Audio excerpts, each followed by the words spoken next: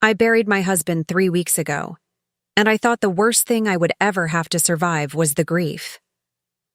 I was wrong, because grief at least is honest. What came after was something else entirely. My name is Neve Mercer, and I'm going to tell you something that I still can't fully believe happened to my own life. Something so shocking, so deeply laced with betrayal, that when I finally understood the truth, I sat on the floor of an underground room on a private island and cried for a man I thought I knew and realized I had only known half of. Here's what I couldn't believe. My husband, a decorated Coast Guard commander who had looked me in the eyes every day for 22 years, secretly owned a private island off the coast of Nova Scotia, and he had forbidden me from ever going there. Not in a dramatic way, not with warnings or rules, just quiet, consistent deflection. Every single time I asked about the trips to the coast. Just base operations, Neve. Nothing worth talking about. I trusted him. I loved him. And the truth was buried beneath 40 feet of Atlantic fog and years of careful silence.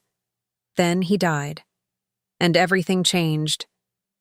Because what I discovered on that island wasn't just a secret. It was a conspiracy.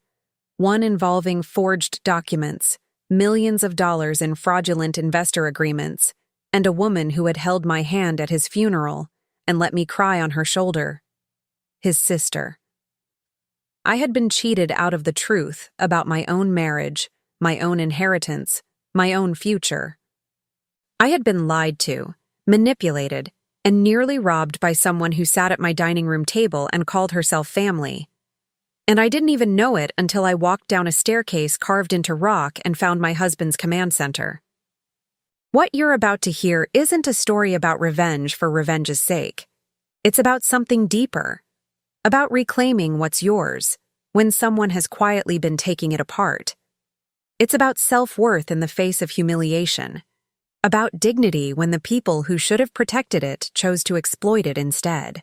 It's about a woman who went to an island to bury her grief and found instead a war she hadn't known she was already in, and the weapons her husband had quietly left her to win it. If you've ever been backstabbed by someone you trusted completely, what comes next will feel like something you've already lived. Stay with me.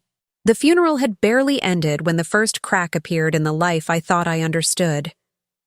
Daniel Mercer was my anchor, a decorated Coast Guard commander who spent 30 years protecting coastlines, rescuing strangers, and coming home smelling like salt and discipline.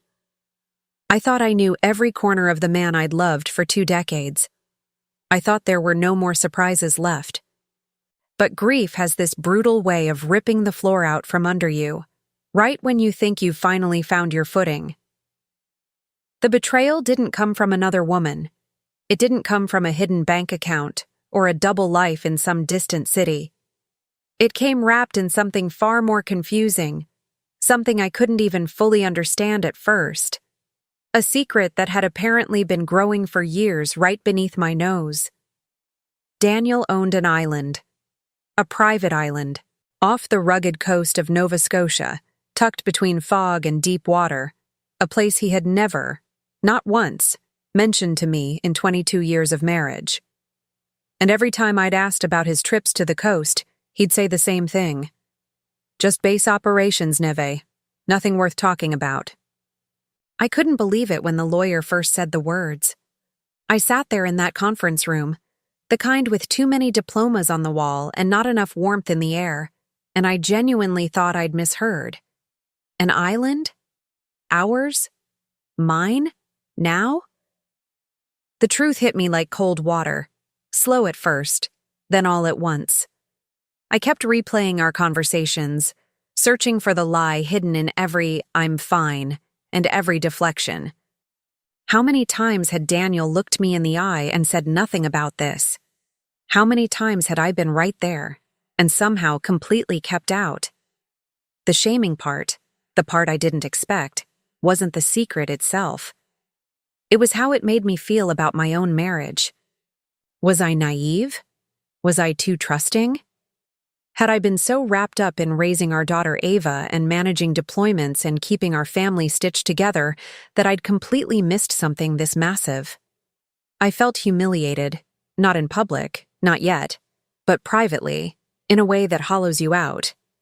The kind of shame that asks, what else didn't I know? And the answer to that question scared me more than the island ever could. What made it worse, what made it feel like the ground was genuinely shifting, was the name Daniel had quietly registered the island under. Not Mercer. Not a family trust. A private holding company with a name I'd never seen, an address I didn't recognize, and documents signed with Daniel's precise handwriting. All of it hidden. All of it intentional. That wasn't a man who forgot to mention something. That was a man who made a choice, over and over again, to keep me out of a part of his life that, as I would soon discover, was far bigger than a piece of land. And then there was the lawyer's final sentence before I left that conference room, the one he delivered almost like an afterthought, with one eyebrow just slightly raised. Mrs. Mercer, your husband left very specific instructions about who should and should not accompany you to the island. He slid a sealed envelope across the table. I didn't open it right there, but the weight of it in my hands told me everything I didn't yet know how to say out loud. The envelope sat on my kitchen counter for 3 days. I'd walk past it every morning, pour my coffee, stare at it from across the room, and then walk away. I know that sounds strange. Most people would tear it open immediately. But something about Daniel's handwriting on the front of it, that same clean, deliberate print he used to leave notes in my coat pocket, made me feel like opening it meant accepting that he was really gone. And I wasn't ready. I wasn't even close to ready. The family betrayal hadn't fully landed yet. I was still processing the grief. But karma doesn't wait for you to be ready. When I finally opened it, there were 3 things inside. A brass key, old and heavy with a small nautical compass engraved on the top, a deed in my name for an island called Halcyon Point off the coast of Nova Scotia, and a folded piece of paper with Daniel's handwriting on both sides. I read the letter standing up, still in my coat from the school run, Ava's backpack still on the floor by the door. The first line stopped me completely. Neve, if you're reading this, I didn't get to finish what I started, but I left everything you need to finish it for me. I couldn't believe how calm I felt for exactly 3 seconds. Then I started shaking. The letter was careful, methodical, Daniel-like in every way, except for one part, near the bottom, where his pen had pressed harder into the paper, like the words cost him something. He wrote, "Do not trust my sister Diane. She knows about the island. She's been trying to access it for over a year, and if she reaches out to you with warmth or sympathy, understand that it is strategy, not love." My stomach dropped. Diane, the woman who had held my hand at Daniel's funeral, the woman who had organized the reception, who called me every other day to check in, who had offered to stay with me and Ava for the week. Was I being paranoid? Or had I been cheated out of my own instincts by a performance so convincing I applauded it without realizing? I called the lawyer the next morning and asked him to walk me through everything Daniel had quietly arranged. What I discovered was that Daniel hadn't just left me an island. He had left me a legal structure, a financial firewall, and a chain of documentation that had clearly taken years to build. He had worked with a separate legal team, completely outside of our family attorney, to ensure that the deed, the holding company, and all assets tied to Halcyon Point were clean, verified, and inaccessible to anyone who wasn't me. It wasn't carelessness that kept me out of it. It was protection. I was starting to understand that what I thought was a lie might actually have been a shield. But I also knew I needed answers. And those answers weren't in that lawyer's office. The key. I kept coming back to the key. The lawyer had no record of what it opened. The deed mentioned a structure on the island, some kind of secondary operations building, the language vague and deliberate. But no floor plan, no photographs, no inventory. Daniel's letter only said, "The key opens what matters most. You'll know it when you see it." That kind of instruction would have irritated me once. Coming from a man who was gone, It felt like a treasure map left by someone who believed in me more than I believed in myself.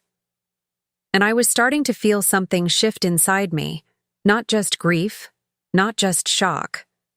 Something sharper. Something that felt a lot like purpose. There was one more thing in the envelope I hadn't mentioned. A USB drive, small and black, taped to the inside flap. No label, no note about it, just the drive, waiting. I plugged it into my laptop that night after Ava fell asleep, and the first file that opened was a video. Daniel, seated at a desk I didn't recognize, in what looked like a room carved from stone. He looked directly at the camera like he was looking directly at me, and the first thing he said was, "Neve, come to the island. Come alone, or bring only Ava. And when you get there, don't let anyone rush you. Take your time, because what you're about to find out is going to change everything." Getting to Halcyon Point required a charter boat out of a small fishing village called Dunmore Cove, a 2-hour drive from Halifax, and then a 40-minute crossing over some of the most disorienting water I'd ever seen. The fog came in like a curtain.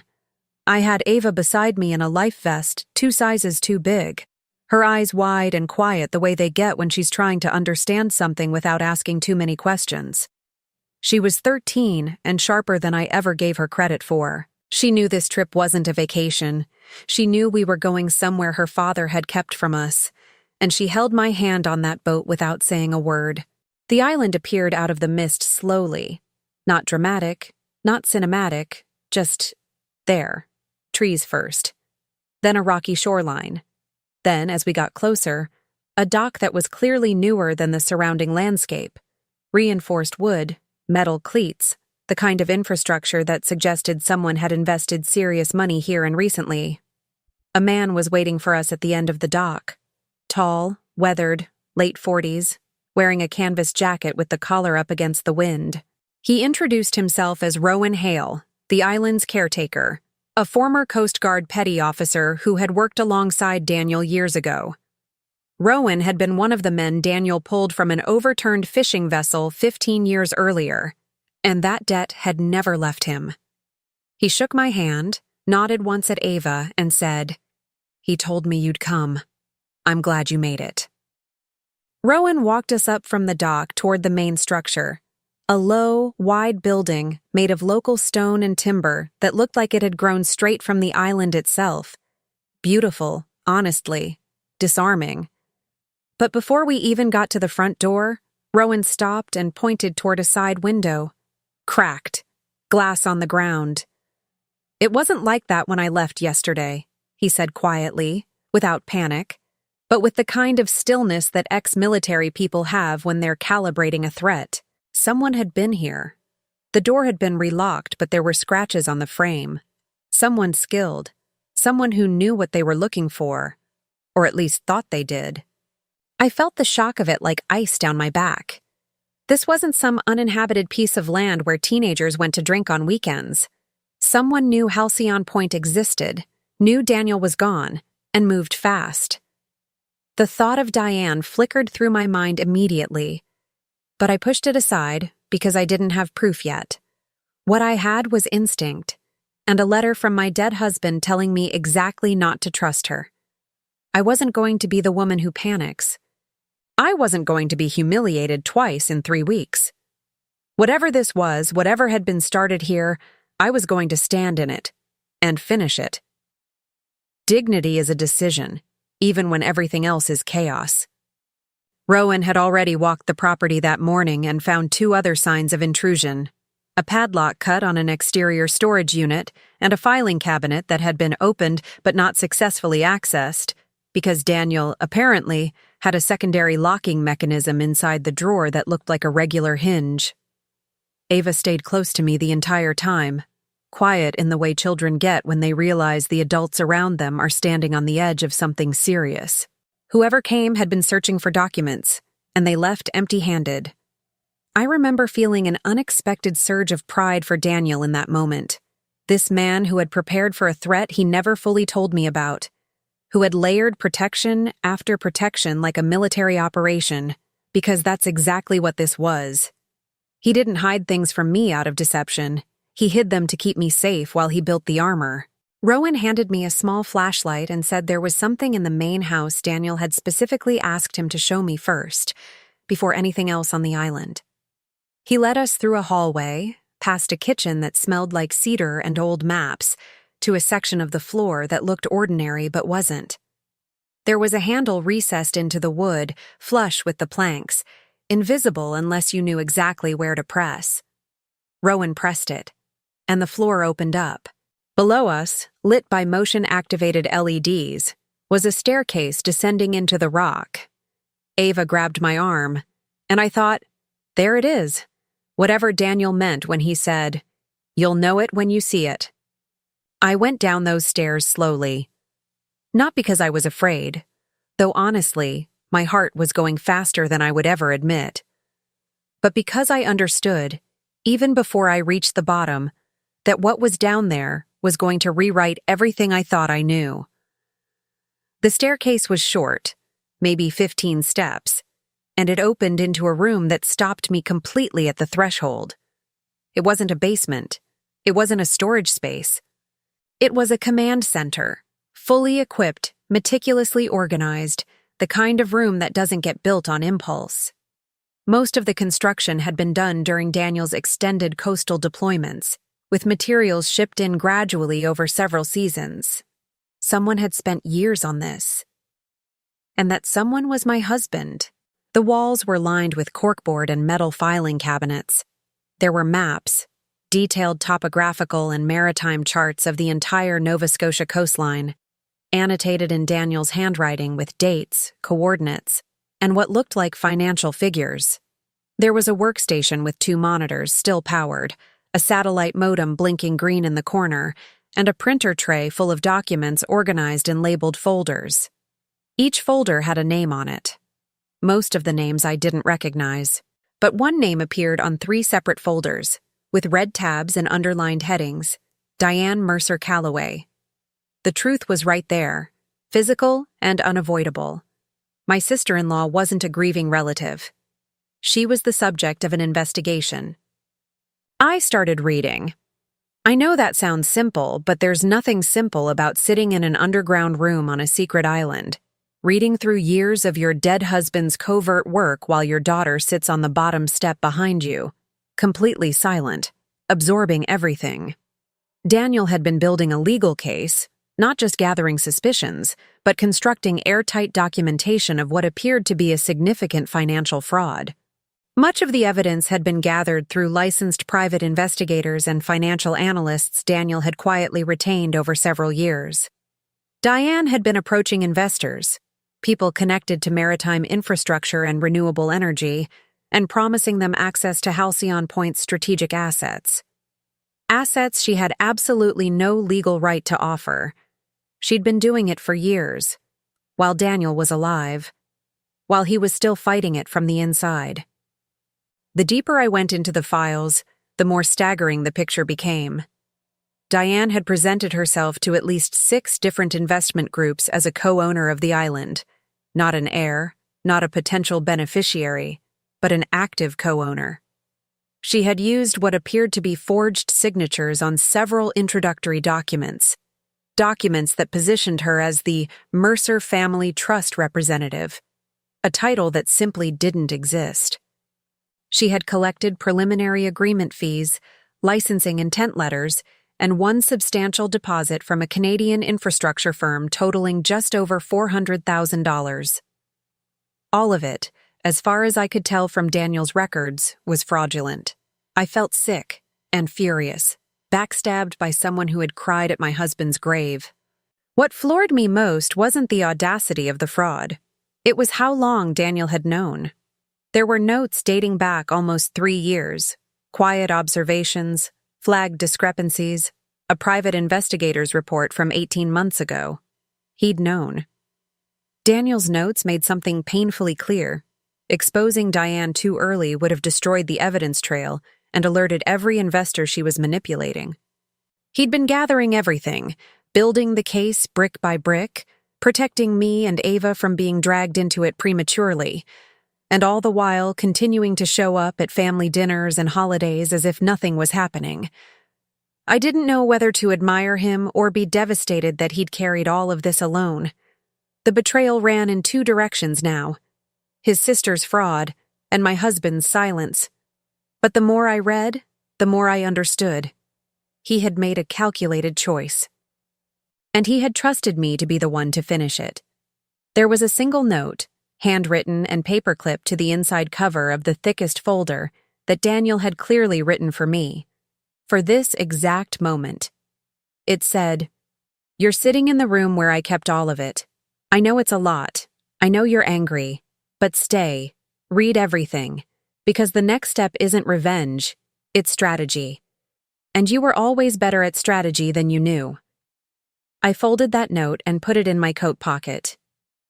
Then I pulled up a chair, called Rowan in and said, "Tell me everything he told you."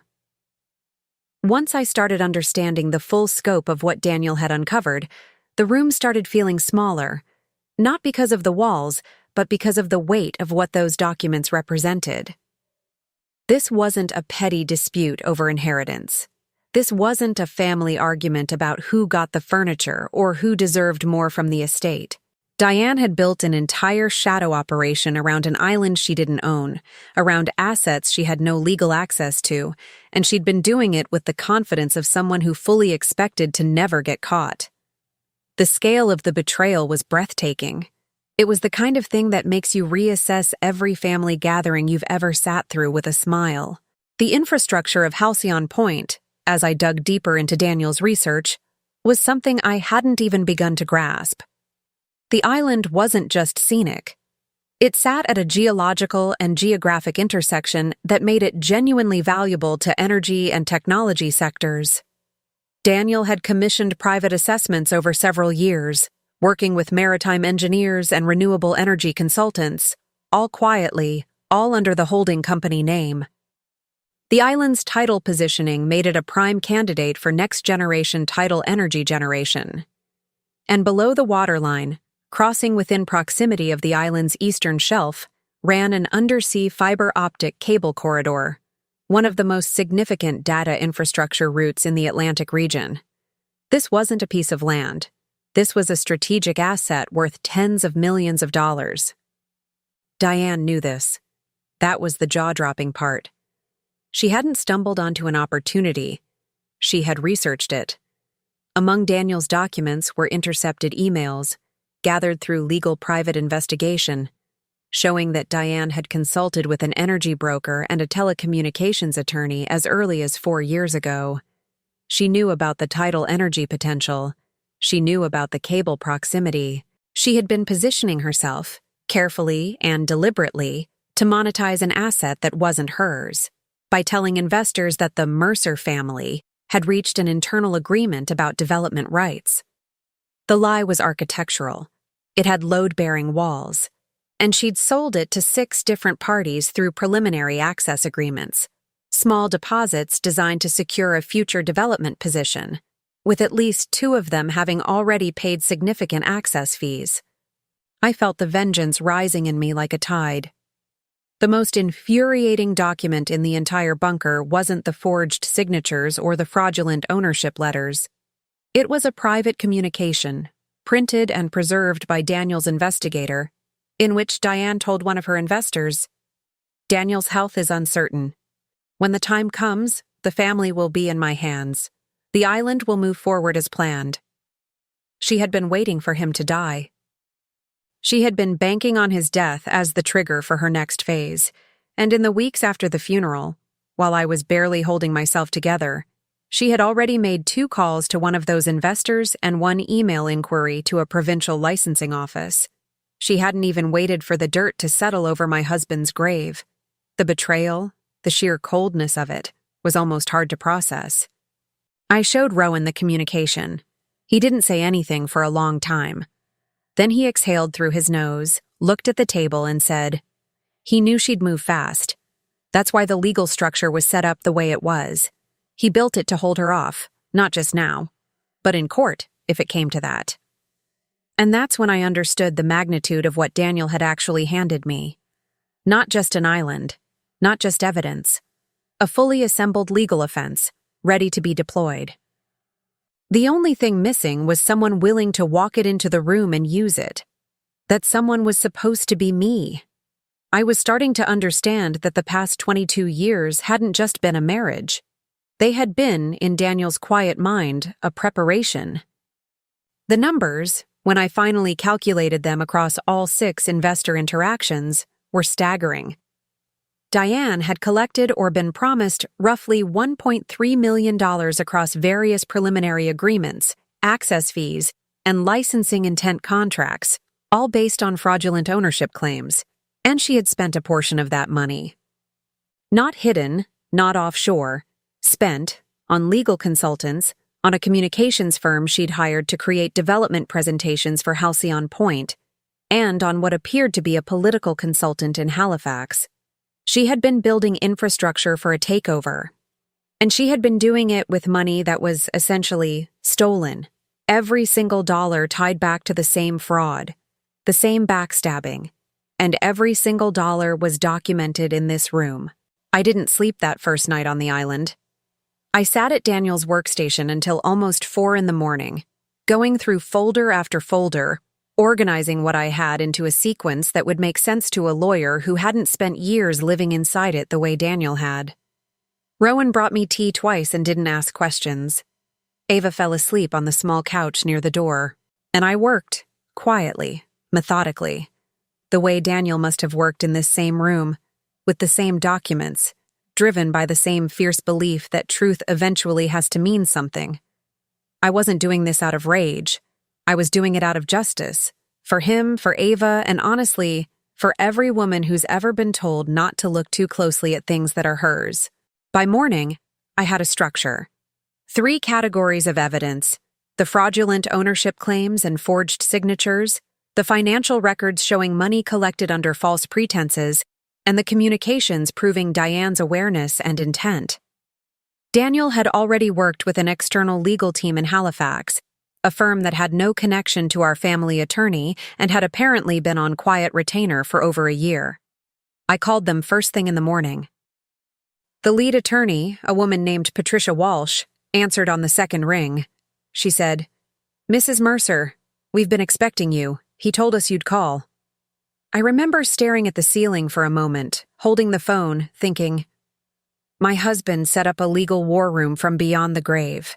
And somehow, that made me love him and miss him and respect him all at once. Patricia flew out to the island within 48 hours. She came with a junior partner, a forensic document analyst, and a quiet intensity that immediately made me feel less alone in this. She went through everything I'd organized, cross-referenced it with what Daniel had already submitted to her confidentially before his death, and spent 3 hours confirming what I already suspected. The case was solid. Not potentially solid, genuinely, methodically solid. The forged signatures alone were enough to trigger fraud charges. The collected funds pointed to wire fraud and breach of fiduciary representation. And the communications showing premeditation would make any sympathetic argument Diane might try very difficult to sustain. I felt something shift in the room, from grief into something colder and more precise. I also made a call I hadn't expected to make, to the Canadian Coast Guard District Office. Rowan suggested it, said that given the island's maritime positioning and the unauthorized access someone had attempted, it was worth flagging. A district officer came out to survey the property the next day, documented the break-in evidence, and opened a preliminary file. That file, Patricia explained, would become part of a broader protective record, one that established Halcyon Point as a secured asset under active legal and federal review, meaning any further unauthorized access by Diane or anyone working on her behalf would carry significantly elevated legal consequences. I was securing the island the way Daniel had secured it in documents, layer by layer, payback built through process, not emotion. Ava watched all of this with those careful, quiet eyes of hers. On the second day, after the lawyers left and before dinner, she came to the workstation where I was still reviewing files and sat down beside me. She said, "Mom, did Aunt Diane know Dad was sick before we did?" I didn't answer immediately. I pulled up the document with the investor communication, the one where Diane referenced Daniel's uncertain health, and placed it in front of Ava. She read it slowly. She didn't cry. She pressed her lips together and said, "Okay, so we're going to make sure she doesn't get away with this." 13 years old, Daniel's daughter, without question. Patricia and I spent the following days drafting a comprehensive legal filing, a civil fraud claim that outlined every transaction, every forged document, every misrepresentation Diane had made to investors. We also prepared a formal notification to each of the 6 investors, documenting that the agreements they had entered were based on fraudulent representations and that the actual owner of Halcyon Point was now actively managing the property and its future development. The notifications were careful, factual, and devastating. Within 72 hours, 4 of the 6 investors had responded, 2 asking to be kept informed, 2 immediately requesting the return of their funds. Diane's carefully built empire was beginning to fracture, and she didn't yet know that we were the ones holding the hammer. Patricia brought 2 specialists to the island on the 4th day, a tidal energy engineer from Dalhousie University named Dr. Callum Reed, and a telecommunications infrastructure consultant who asked not to be named in any documents for confidentiality reasons. I showed them around the island while Rowan answered their technical questions, and I watched as they moved from spot to spot with the quiet excitement of people who recognize value before it's been officially assigned. Dr. Reed stood on the eastern point of the island for a long time without speaking, just watching the water move. Then he turned and said, "Commander Mercer chose this location deliberately. The tidal resonance here is exceptional." What followed was a 2-hour explanation that I absorbed with everything I had. The tidal patterns around Halcyon Point, combined with the specific depth profile and the rock formations on the seafloor, created near-ideal conditions for submerged tidal turbines, a technology that was advancing rapidly and attracting serious infrastructure investment from both private and government sources across Atlantic Canada. Daniel's assessments, which I'd found in the bunker, were accurate. In fact, Dr. Reed said they were ahead of what most public research had documented at the time Daniel compiled them, suggesting Daniel had either had access to classified maritime data or had conducted quiet, independent testing. Given what I now knew about my husband, neither possibility surprised me. The telecommunications consultant was more measured, cautious in the way that people in sensitive industries tend to be, but his conclusions were equally significant. The undersea cable corridor that ran near the island's eastern shelf was one of 3 primary transatlantic routes for North American internet traffic, and the area had been quietly identified by at least 2 major infrastructure firms as a potential location for a cable landing station, a physical facility that brings undersea cables ashore and connects them to land-based networks. Those facilities are extraordinarily valuable. They're also extraordinarily difficult to site because of environmental, logistical, and political constraints. Halcyon Point, apparently, checked nearly every box. It was almost absurdly perfect, and my husband had known it for years. I think what hit me hardest in that moment, harder than the fraud, harder than the break-in, harder than Diane's betrayal, was the realization of what Daniel had actually been doing with his life in those final years. He hadn't been managing base operations. He hadn't been taking quiet coastal trips for nostalgia. He had been assembling a legacy. He had been engineering a future for Ava and me, quietly, without fanfare, without telling me because telling me would have required explaining a threat that wasn't ready to be confronted yet. He had carried all of that alone, and he had made it extraordinary, and he had died before he got to show us. I felt proud and grief-stricken in exactly equal measure. Understanding the island's real value also clarified something I needed to understand about Diane's motivation. This wasn't greed born of desperation or jealousy about family sentiment.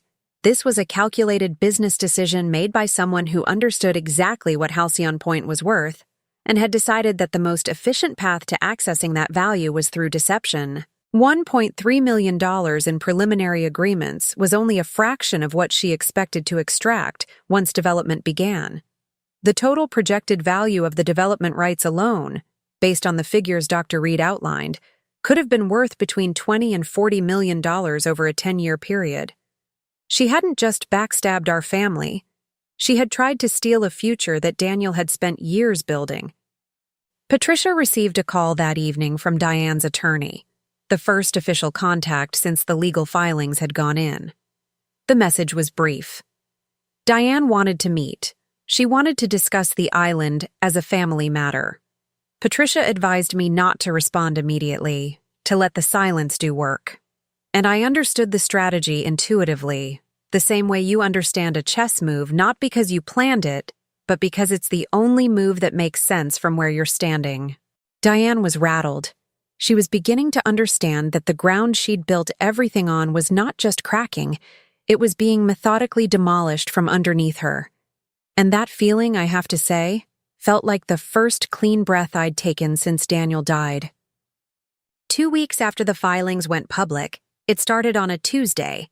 A social media post from an account I didn't recognize, sharing a story about Halcyon Point and the local families whose livelihoods depended on the island's development. The post claimed that a private individual, unnamed but clearly me, was blocking a community energy project that would have created dozens of jobs and provided clean power to several small coastal communities in the region. Comments flooded in immediately. Concerned locals, angry fishermen, environmental advocates. The post had been written with extraordinary care, emotional, community-focused, free of any legal language, impossible to directly counter without sounding like a villain. Diane hadn't hired a communications firm for decoration. She was using it. By the end of the week, there were 3 separate articles in regional digital outlets, small but vocal, framing the Halcyon Point situation as a story of corporate greed versus community access. I was described in one piece as a recently widowed Halifax woman whose estate is blocking long-promised development agreements signed under her late husband. The framing was so inverted from the truth that I had to read it twice to confirm what I was seeing. I had been cheated, lied to, backstabbed by my own sister-in-law, and somehow I was being presented as the obstacle. Diane had taken the narrative before I even knew there was one to fight. I felt the humiliation of it like something physical, and then I felt something sharpen behind it. Patricia and I had already anticipated some version of this. Daniel's files included a note, apparently written during an earlier, smaller version of the same PR pressure, that said, "If Diane can't win legally, she'll try to win publicly. Don't react, respond with documents." It was exactly right. Panicking, issuing emotional denials, or going to the media with accusations before the legal case was complete would have looked reactive and vulnerable. Instead, Patricia prepared a formal public statement, clean, brief, factual, confirming that Halcyon Point was under legitimate ownership and active legal review, and that any prior agreements made without the verified owner's authorization were not legally binding. No accusations, no names, just truth, delivered calmly. We also moved strategically on the support side. Dr. Reed, who had agreed to serve as an independent expert consultant, issued a brief public statement confirming his involvement with the island's legitimate development assessment. The Coast Guard district officer, while not able to comment on specifics, confirmed to one regional journalist that the property was registered under formal maritime protection protocols. And Patricia contacted the 2 investors who had requested fund returns, asking if they'd be willing to provide written confirmation of their experience with the prior agreements. Not for media publication, but for the legal record. Both agreed immediately. Diane's public narrative was being quietly surrounded by facts she couldn't argue with. What I hadn't expected was the community response once the truth started moving. A local environmental advocacy group, one that had initially reshared Diane's community-focused story, reached out to Patricia after seeing the legal clarifications. Their director, a woman named Sylvia Tran, met with me at a cafe in Dunmore Cove and told me she had been approached by Diane's team 8 months ago with the development pitch. She said the presentation had seemed legitimate at the time, but that several details had struck her as odd, including a site access permission letter that she now suspected wasn't genuine. She offered to write a formal statement. I thanked her quietly and thought, this is what karma looks like when it finally arrives. It doesn't always arrive loudly. Sometimes it shows up as a woman in a cafe who says, I think I was lied to too. The week before mediation, Diane's media campaign went quiet. No new posts, no new articles. The communications firm she'd hired dropped off her team's visible roster, likely advised to do so by her lawyer. The silence felt like a held breath, the kind that precedes something breaking. Patricia briefed me one last time the night before mediation, reviewing every document, every forged signature, every investor communication. She looked at me across the table and said, Neva, you came into this island not knowing what it was, not knowing what had been done, and you've built a stronger case than most clients build in a year. Whatever happens tomorrow, you've already won the thing that mattered most. I asked her what that was. She said, you found out who you are. The mediation was held in a conference facility in Halifax, neutral ground as required by the formal process. Patricia and I arrived first. I wore navy, practical, steady, no apology in the color. Rowan had insisted on driving us, and he sat in the lobby with his jacket folded across his lap and his hands quiet in that way of his, like a man who has seen worse and knows this will hold. Ava was with a friend in Dartmouth. I had told her the broad strokes the night before, and she had given me a long hug and said, Mom, you've got everything Dad built. Use it. I walked into that room thinking about her voice. Diane came in with 2 attorneys and a forensic accountant, a significant team, expensive, designed to project authority. She looked composed. She looked like a woman who expected to walk out of this room with something. She made eye contact with me exactly once at the start, a brief, assessing look that told me she still believed she could manage this. I recognized the look. I had seen it at family dinners, at holiday gatherings, at my husband's funeral. It was the look of a woman who had spent years deciding what other people were worth. I kept my face still. I had been betrayed, humiliated, and left to excavate my own marriage from a basement in the Atlantic. I was past the point of being read. Patricia opened the presentation methodically. Not dramatically, not aggressively. She began with ownership documentation. The deed, the holding company structure, the legal chain of title that was airtight and clearly established. She moved to the forged signatures. 3 separate forensic analyses, 2 from external experts and 1 from the document analyst who had visited the island, all confirming beyond professional doubt that the Mercer Family Trust representative designation and the co-ownership letters bearing Daniel's signature were not authentic. She placed the originals and the analysis side by side on the table and simply waited. The silence in the room was thorough. Even Diane's forensic accountant stopped writing. Then came the financial records, the $1.3 million in collected or committed funds, tied transaction by transaction to fraudulent representations. And then, the piece that visibly affected the room most, the private communications, the message about Daniel's health. The investor calls made before the funeral flowers had even been removed from our front door. Patricia read the relevant excerpts aloud, calmly, without inflection. Diane's lead attorney made a note on his legal pad and pressed his lips together in the way that lawyers do when they're calculating the new shape of the argument. The vengeance in the room wasn't mine. It was the truth's. Diane's team requested a recess 30 minutes in. They were gone for 45 minutes. When they came back, the lead attorney spoke in measured terms about a misalignment of expectations and informal arrangements made in good faith.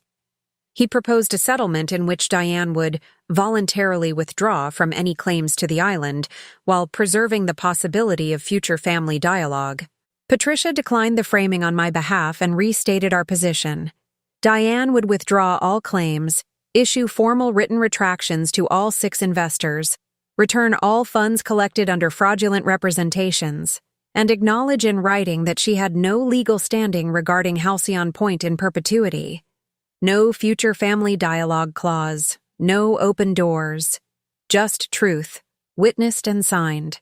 There was another recess, and when Diane's team came back the second time, something had shifted in the room's air, the way pressure changes before rain. Diane's lead attorney said they were prepared to agree to the terms with one modification. The written acknowledgement would reference administrative errors and miscommunications, rather than fraud. Patricia looked at me. I thought of Daniel sitting in that underground room, building this case with his own hands, knowing he might not be the one to walk it home. I thought of Ava on that boat, wide-eyed in a life vest too big for her. I thought of Diane holding my hand at the funeral, and I said, quietly, clearly, no. The acknowledgement will reflect what actually happened. Diane signed everything 40 minutes later. We took the charter boat back to Halcyon Point the morning after mediation. It was the same 40-minute crossing, the same fog coming in from the east, the same rocky shoreline appearing gradually out of the mist, but the island felt different this time. Or maybe I felt different, and the island was exactly the same, solid and ancient and completely unbothered by the legal theater that had just been conducted in its name. Ava was with me this time, sitting at the bow of the boat with her arms crossed on the rail, watching the island come into focus with something on her face that I can only describe as ownership, the quiet, earned kind. I stood behind her and let myself feel it too. The legal resolution had immediate, practical consequences. The 4 investors who had been in active communication with Diane's team were formally notified that the development rights to Halcyon Point were available for legitimate discussion with the verified owner, meaning me. 3 of them responded within the week. 2 of those 3 were among the parties who had already paid preliminary funds to Diane, which Patricia had coordinated returning through a supervised restitution process. They weren't angry. They were, in fact, relieved, because the asset was real, the value was real, and now they had a legitimate counterparty to speak with. What Diane had sold them as a relationship built on deception, I could offer them built on documentation and good faith. Dr. Reed came back to the island with a small team 2 weeks after mediation. We walked the eastern point again together, this time with Ava beside me asking questions about the turbines, about the tidal cycles, about how a submerged structure gets maintained in Atlantic weather. Dr. Reed answered her with the patience of someone who loves what he does and recognizes the same intensity in another person. At one point, he said to Ava, "Your grandfather, your grandmother's late father, commissioned the original assessment of this point. He wanted a future built on something real." Ava looked at me. I nodded. And she looked back at the water and said, "Okay, let's build it then." What Daniel had left us wasn't just an island. It was a framework, a legal structure, a network of experts, a documented strategy, and an ethical foundation that had been quietly tested under the worst possible conditions and held. The renewable energy development, as I began to work through it with Patricia and Dr. Reed and the telecommunications consultant, wasn't going to be fast or simple. But it was going to be legitimate.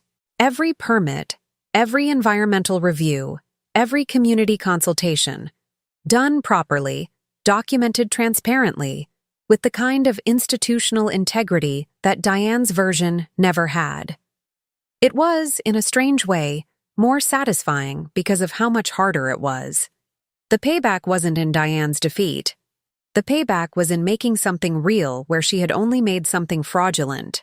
There was one more thing I did before we left the island that third time. I went back down to the command center, to the room where Daniel had built his case, where I had sat at his workstation in the dark and started understanding what I was holding. I sat at the chair one more time. I looked at the maps on the wall, the annotated coastlines, the handwriting I had known for 22 years. And I allowed myself to feel grief the way you feel it when the anger finally steps aside, clean and exhausting and real. I cried for a few minutes. For the secret he'd kept. For the war he'd fought alone.